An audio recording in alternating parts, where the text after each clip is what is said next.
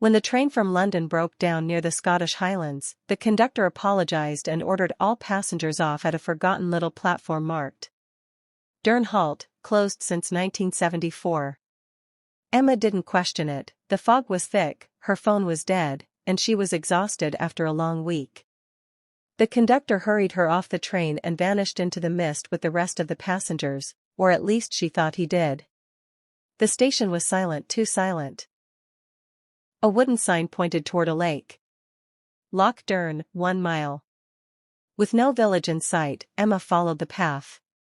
Her suitcase wheels scraped against gravel, echoing far too loudly in the cold evening air. By the time she reached the lake, night had already swallowed the sky. Loch Durn stretched wide and black, perfectly smooth, not a ripple. Across the water, by the shoreline, stood a tall, narrow house she had never seen on any map. Old, crooked, drenched in mist. It looked abandoned.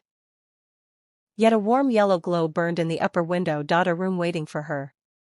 She followed a wooden walkway toward it, boards creaking beneath her weight. The house. The house door was already open slightly. Emma called out, but silence greeted her. Inside, the air smelled of wet stone and old timber, a scent of something drowned long ago. Boots by the fireplace. A kettle still warm. A jigsaw puzzle unfinished.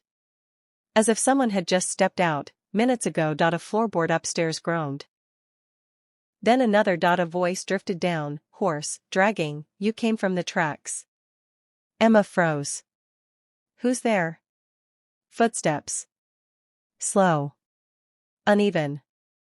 A silhouette crept down the staircase, tall, thin, and shaped wrong. Its arms hung too long. Its head tilted like the neck wasn't built to hold it. "You shouldn't be here," it whispered. Emma backed away. "I just need help." "My train." "No trains run to Durn," it said calmly, almost kindly. "Not since the accident." Its face emerged in the lantern light. Waterlogged, skin gray and swollen, eyes black and empty, reflecting nothing. Emma's voice trembled. "What accident?" The creature stepped closer. "The lake took the passengers. All of them. It takes what it needs." The floor shuddered beneath Emma's feet.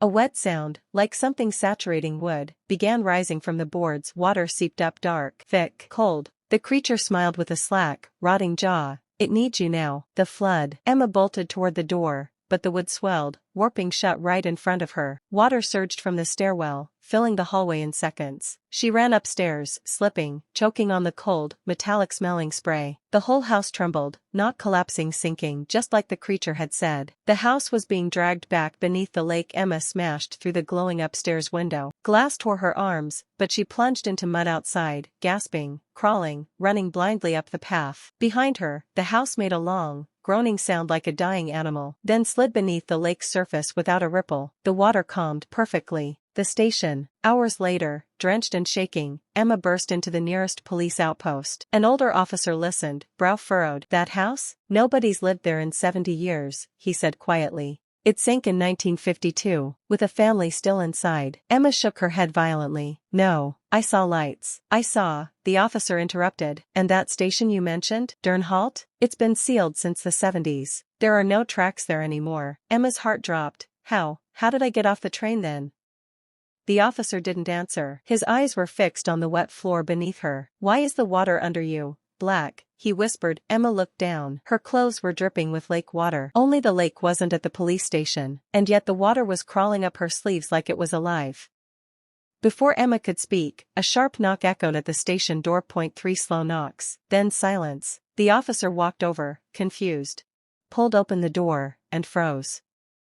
On the step lay a soaking wet train ticket, rotted and torn, dated August 12, 1952. The day the house sank. The officer picked it up with shaking fingers. This can't be real." Emma stepped forward slowly. "I think it's for me." The officer stared at her. "Why would it be?" He stopped, because behind Emma a reflection appeared in the glass cabinet. Not the station, not the officer, but the house standing fully rebuilt right behind her, lights glowing, door open. And in the reflection, just over Emma's shoulder, The creature's black eyes blinked inside her. Emma exhaled, but the steam coming from her mouth wasn't breath, it was fog. The same fog from Loch Durn. The officer stepped back, horrified. "Ma'am, your shadow," Emma turned. Her shadow wasn't human anymore. Stretched. Thin. Twisted. The exact shape of the creature from the house. And the lake water dripping from her clothing suddenly stopped dripping. It began crawling upward, merging into her skin. The creature's voice whispered inside her skull. "You didn't escape, you were chosen." Emma smiled, but it wasn't her smile. Her voice layered with something darker. "The lake is coming." The station lights flickered. Went out, black.